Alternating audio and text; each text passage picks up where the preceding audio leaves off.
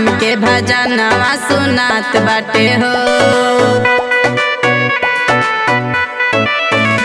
एगो बात बाटे हो सभे साथ बाटे हो, राम नाम के भजनवा सुनात बाटे हो।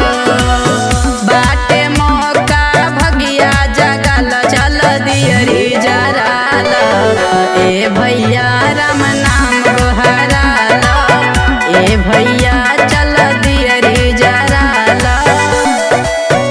चल दियरी जराल, राम नाम गोहराल।